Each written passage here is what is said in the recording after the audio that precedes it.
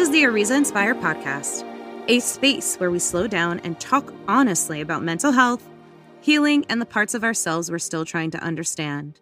I'm Samantha Ariza, a licensed professional counselor, and no, this is not therapy.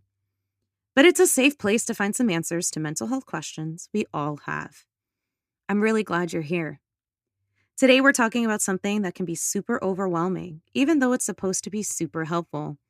And again, this is one of the major questions, one of the major reasons that I started this podcast and started Ariza Inspire as a resource for mental health. And that is, how the heck do you actually find a therapist? Like, where do you start? Do you just Google therapist near me and hope for the best? What if you don't click with them? What if they don't take your insurance? Or worse, what if they do, but you can't stand their face?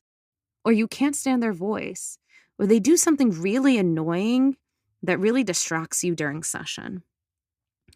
These are the real questions, people. These are the hard-hitting things that we really got to consider when it comes to therapy. But seriously, if you've ever felt a little lost trying to find the right therapist, you're not alone. It's a very weird process and way harder than it needs to be. And no one really teaches you how to do it. Or even worse, there's not really many people who have done it that you can ask. So in this episode, we're going to walk through it together. I'm going to break it all down for you, where to start, what to look for, how to tell if a therapist is right for you, and what to do if they're not. Sounds good? Cool? Let's go. All right, so first things first, let's talk about why finding a therapist can feel like such a mess. I think a lot of us expect therapy to be like going to the doctor. You make an appointment, you show up, boom, done. But therapy is different. It's personal. You're not just trying to get your sinuses cleared up or get rid of that cough that just keeps lingering around. You're opening up your soul to this person. That takes trust, chemistry, the right vibe. And sometimes it takes a little trial and error to find that. So if you've tried therapy before and didn't vibe with that person, or you've been putting it off because the search just feels like too much, please know that's totally normal. You're not doing it wrong, and you're not failing. This is just a weird process we're all trying to get through. So let's start with some of the practical stuff. Step 1, figure out what you want help with. You don't need to have everything figured out before you start therapy. You just need to kind of have an idea. You don't need a diagnosis or a perfectly crafted backstory, but it does help to have a general sense of what you want to work on. Is it anxiety, depression, burnout, relationship stuff, grief, or maybe you're just feeling kind of off and you want to understand why? Knowing your focus can help narrow down what kind of therapist might be a good fit. For example, if you've been through trauma, you might want someone trained in trauma-informed care. If you're dealing with OCD, you'll want someone who knows exposure and response prevention therapy. Different therapists specialize in different things, so the more you know about what you're looking for, the easier it'll be to find that right match. And by the way, it's totally okay if what you're looking for changes over time. Therapy is a process, not a one-time fix. And that changes. I know I've had clients personally come to me who've wanted EMDR therapy, and after doing that for a little bit, they're like, I don't know if this is a right fit for me anymore. So we would transition to talk therapy. Or they have a lot going on in their current life, so we do one session of talk therapy and one session of EMDR therapy. Therapy is supposed to suit you at the end of the day. So knowing what works for you is the best thing in order to get that help that you really need. Step 2, decide what kind of therapist works for you. So now you might be wondering, what's the difference between a psychologist, a psychiatrist, a social worker, a counselor? Like, what are all these titles? What do they even mean? And it's funny because I think this is a common question even in the mental health field. I remember talking about it once in class, trying to figure out what the difference is, and we all had our own ideas. So here's the short version of it. A psychiatrist is a medical doctor who can prescribe medications. They usually focus more on meds than talk therapy. So you might have one long session at the beginning where you go over all of your concerns and what's happening with you. You'll have short 15-20 minute check-ins to make sure that the medication is doing what it's supposed to and not harming you physically. There is also something called an APN, or an advanced practice nurse. They can specialize in psychiatric medications, and they can also prescribe medications for you. Psychiatrists can be very hard to get a handle of. Their schedules and appointments and availability can be crazy. So APNs are also a good choice in that department. A psychologist typically has a PhD or a PsyD and can do talk therapy assessments and more specialized work. A lot of times, psychologists specialize in certain assessments or even in certain fields. I know there's a lot of like child psychologists out there, or those who work specifically with ADHD or autism. So psychologists usually have more specialized work and specialized assessments. If you're looking to be diagnosed with something like ADHD or even autism, you would usually have to look into a psychologist. A licensed clinical social worker, also known as an LCSW, or a licensed professional counselor, like an LPC, which is what I have, is someone who's trained in therapy with a master's level degree. These folks are super common and just as qualified to help you process your stuff. Again, an LPC just means that I went to school specifically to learn counseling.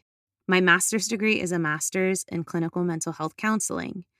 So I have that specialty in order to do talk therapy. A licensed clinical social worker does the same thing. They'll start off maybe as like an LCSW, and then after taking their tests and after all their internship hours, they will become an LCSW. The same thing with LPC. A lot of times we start as an LAC, but after we've done our internship hours and applied again, we usually get that LPC. Most people start with a psychologist, an LCSW or LPC for talk therapy. If you need meds too, then you might be referred to a psychiatrist or an APN. But honestly, what matters most isn't the letters after the name. It's how they make you feel. Are they warm? Do they listen? Do they get you? Those things matter way more than the credentials on the paper. Step 3, start the actual search.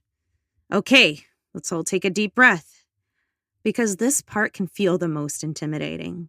But I promise you, you've got options. There are a few main ways to search. Number 1, insurance provider directories. If you have health insurance, start by logging into your insurance website and searching for mental health providers and network. It can be annoying. Dealing with any insurance company is annoying, but you'll save a lot of money this way. We'll make sure that you only have to pay your copay or everything is going towards your deductible. If you play the insurance game, it can only benefit you. Number 2, online therapy platforms. Think BetterHelp, Talkspace, or Alma. Even Headway kind of qualifies in this online therapy platform category. These are more flexible and tend to be more user-friendly. Some even match you with a therapist based on a quiz. It's not always perfect, but it's a solid starting point, especially if you are okay with virtual sessions. I personally have been a BetterHelp therapist, and it gives you different options. I mean, you can do video calls, you can do audio calls, you can do chat calls. They have a direct message kind of like page where you can directly talk to your therapist. Your therapist can do suggestions. You can read journals. You can send things directly to your therapist.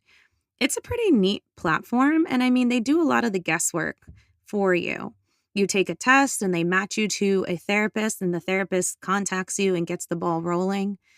So I know there's a lot of opinions about BetterHelp, but it is definitely a good way to kind of break the ice into therapy itself.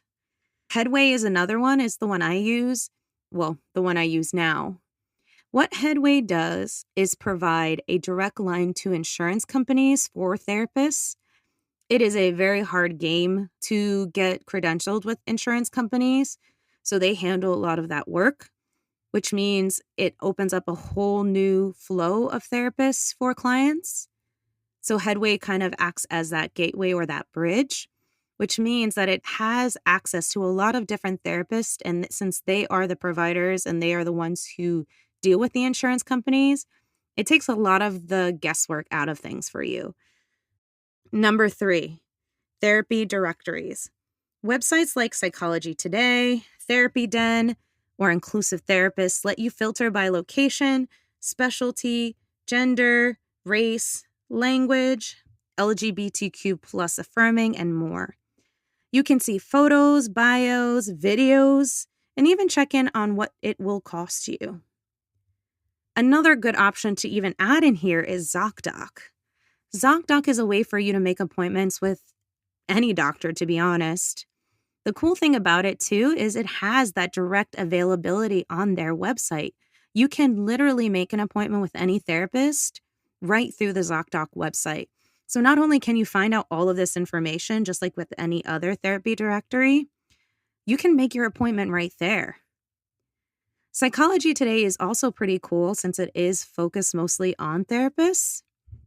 The one other thing that it has is that you can directly contact the therapist through that page. You don't have to leave. You don't have to write down numbers. You can email them or call them straight through that page. So it's another way to kind of make access easier to a therapist. And the last way to find a therapist is word of mouth. Ask people you trust. Seriously. Friends, coworkers, even your doctor. Someone might have a recommendation that leads you straight to the right person, especially if you have good friends who share a similar vibe as you.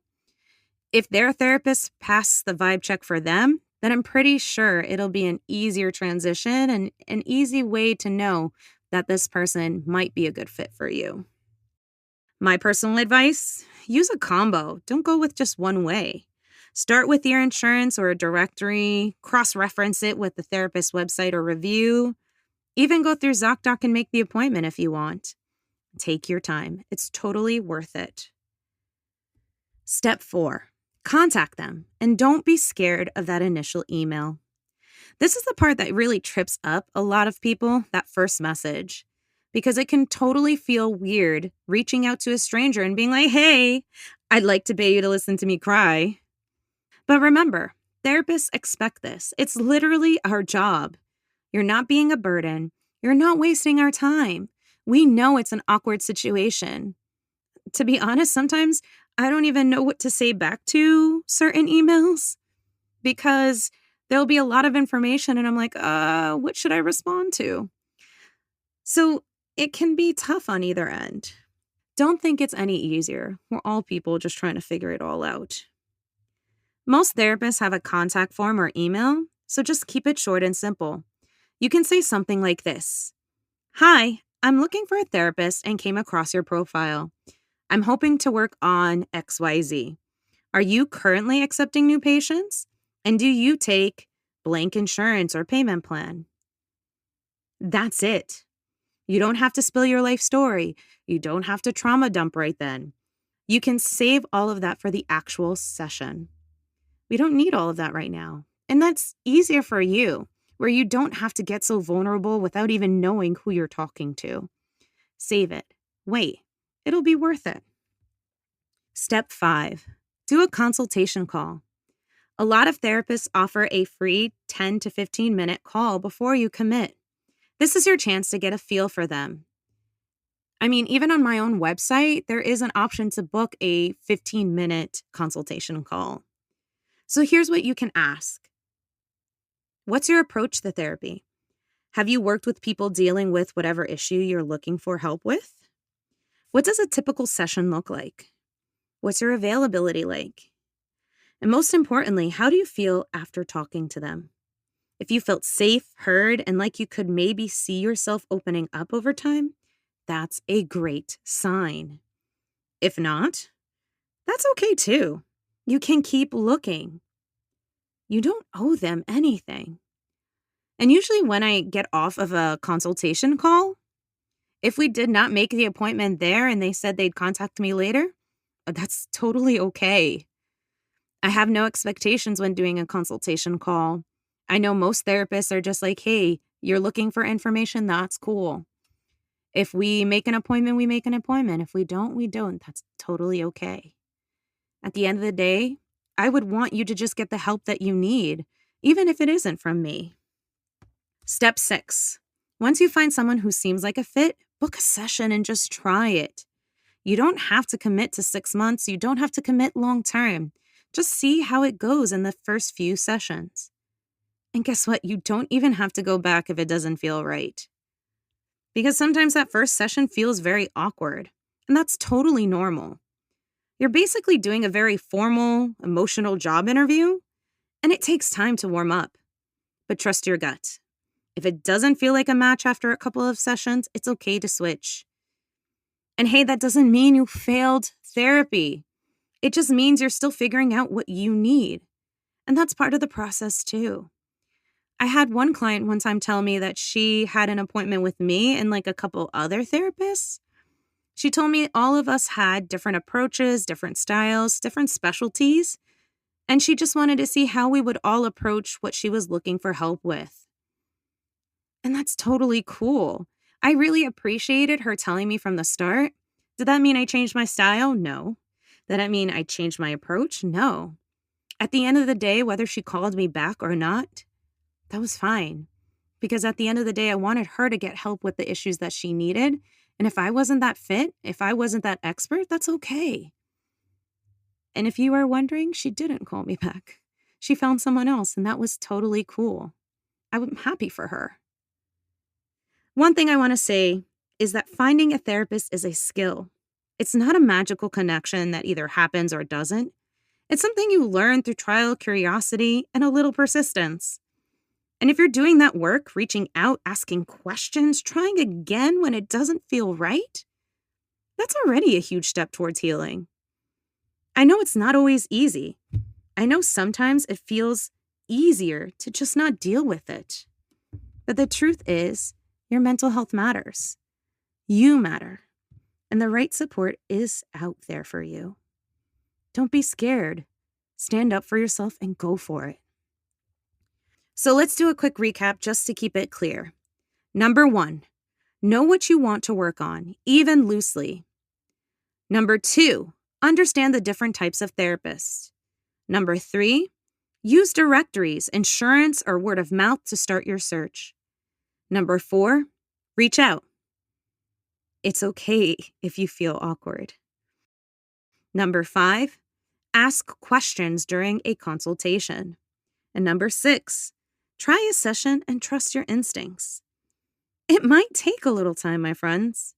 It might take a couple of tries, but the right therapist is out there and you deserve to find them.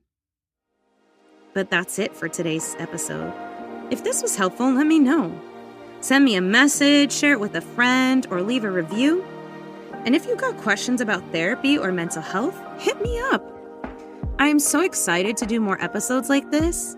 Again, Ariza Inspire was created just for this purpose, to be a resource, to make mental health practical and easy and quick to access. Don't be afraid to ask those questions. I would love to answer them and I would love to do more episodes. Because again, the whole point of Ariza Inspire is to take the mystery out of mental health and make it easy for people to get help. At the end of the day, thanks for hanging out with me, my friends. Be kind to yourself this week, okay? I'll talk to you soon.